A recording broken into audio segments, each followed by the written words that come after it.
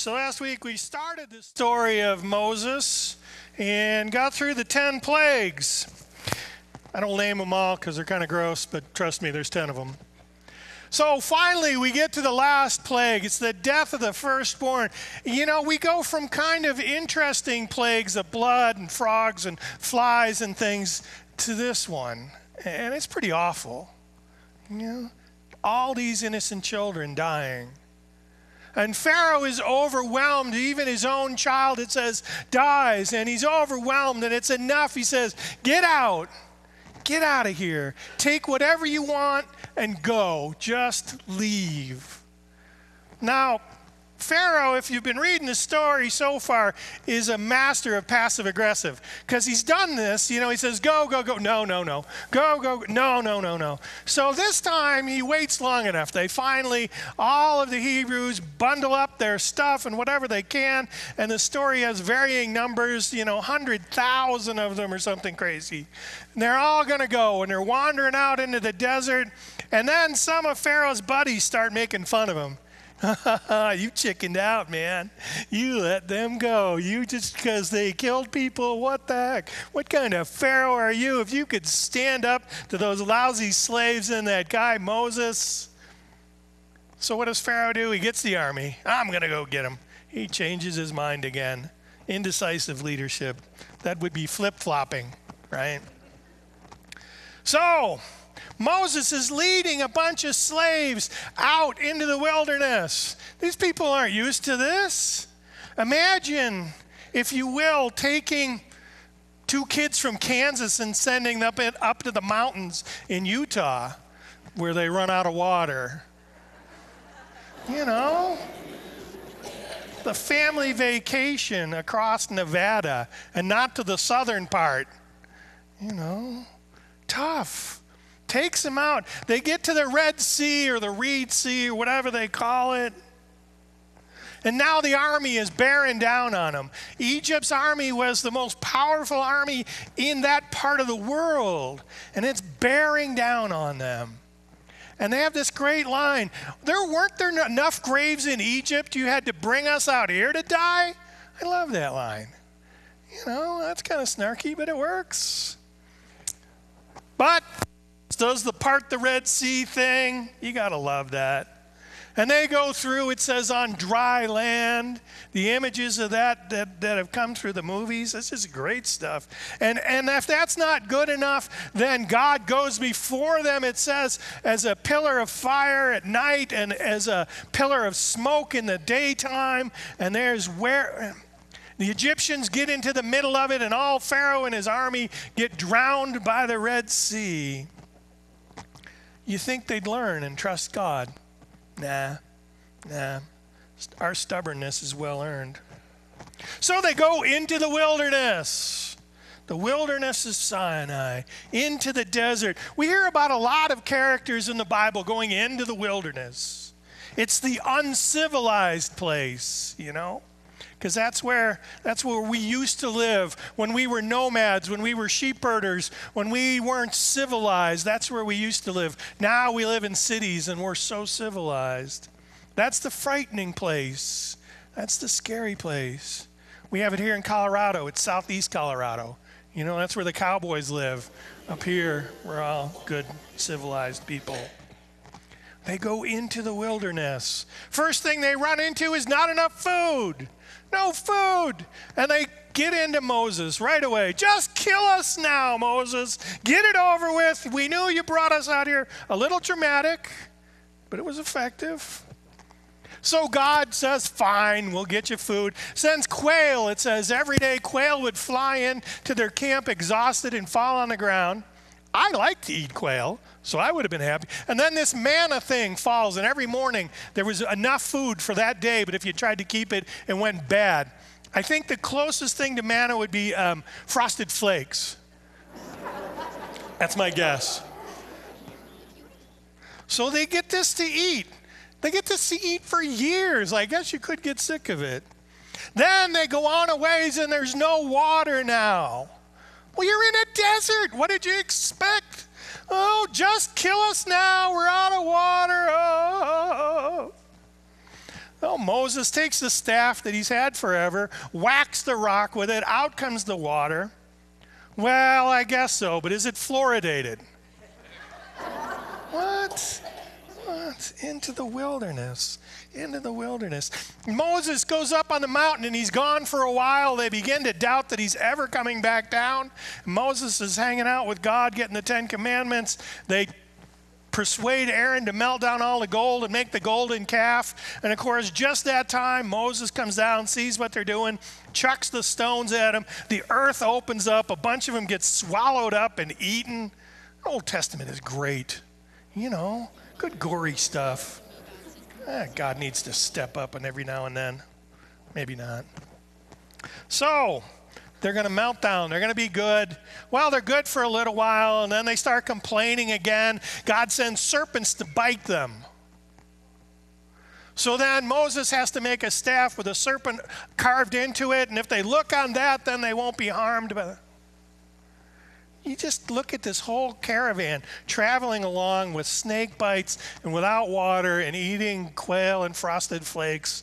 And you're just going, Moses, what are you thinking? What are you thinking to take these people into the wilderness? These people. We do it all the time now, don't we? The transitions in our own lives, those journeys into the wilderness in our own lives. Sometimes transitions are nice and clean. We make that clean break. You go from elementary school to middle school, and bang, you're there. Look at me. I'm a 6th grader. And then you cower for the next 3 years until you're a 9th grader, and then you're in charge again, right? But most of the time, our transitions are wilderness experiences. Most of the time, we're traveling in the desert, and some shorter and some longer. Think about it, going off to school or going off to college. My parents dropped me off, and they're like, bye. I was the youngest of a bunch. They're like, bye. On your own. No tearful goodbyes there. Okay. Wilderness. It was tricky for a little while, but then you make new friends, and you start into it.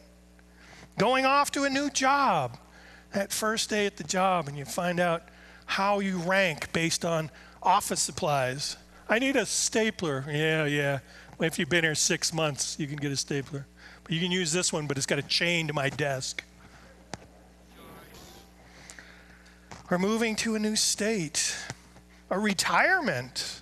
That's a wilderness for a lot of people. That retirement, some of us are really looking forward to retirement, and yet the statistics show if men don't have something to do with their time, after they retire, they die within 6 months at a much higher rate.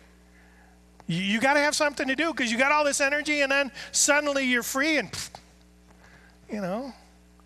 So you women, get your husband a job. And not around the house either. You don't want him around. Get him outside, volunteering. We have work to do here. Hebrews, before Moses, these people he leads into the wilderness, they don't have the law. They don't have the sense of identity. All they have is a sense of ancestry. And it's not a whole lot to hold them together. And Moses draws them out into the wilderness and gives them the idea of a chosen people, unique relationship with God. And that binds them together. They cried out in their suffering to God, and God heard them. But look what God gave them. He didn't give them the penthouse at the Bellagio. No. He gives them 40 years of wandering in the wilderness until all those who had left Egypt, who had complained so bitterly, were dead.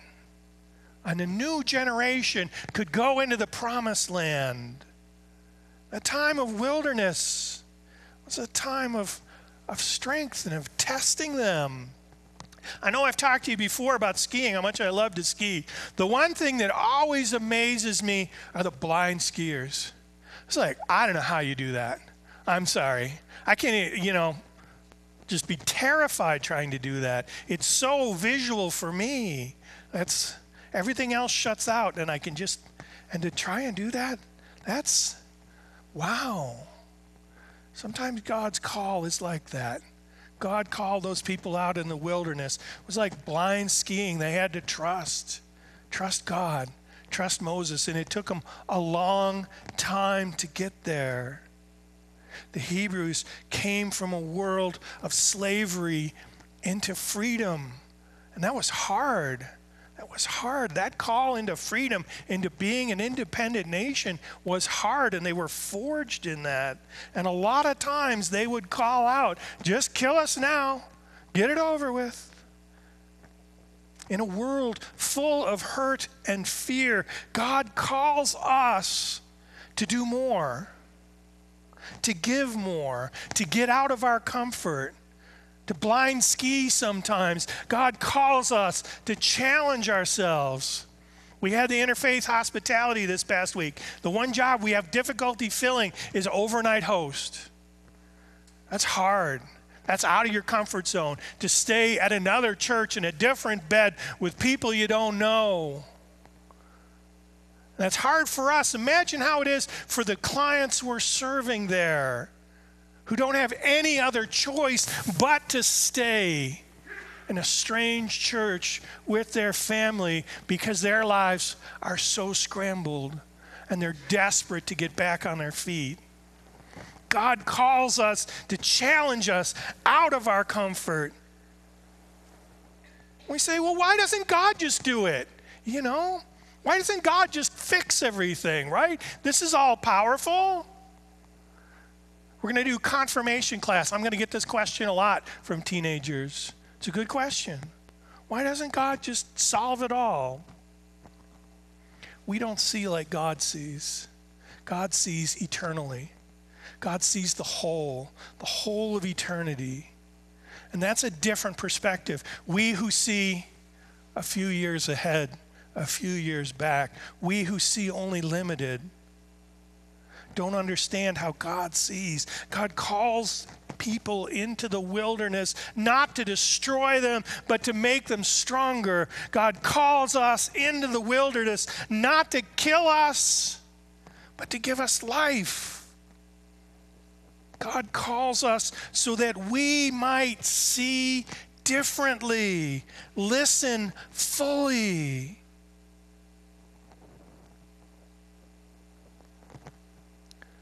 God calls us into the wilderness that we might learn patience. Oh, I don't want patience. I want it now. Think of the most faithful people in the Christian church down through the centuries. People who sacrificed everything, even in our own time. Mother Teresa, a woman who went to live with the poorest of the poor in Calcutta. And she's lifted up as one of the finest examples of our Christian faith. You got to get out of your comfort. You got to get into the wilderness sometimes. And it's not easy. And when you get really frustrated and you want to call out, just kill us now. Remember all the martyrs. God might take you up on it. Gracious God, call us. Speak to our hearts. Lead us. Give us hands and feet and mouths and ears to be your people in the world, even if it means being uncomfortable, even if it means going into the wilderness. Let us follow the Christ with our hearts, with our bodies, with our words, and with our actions. Amen.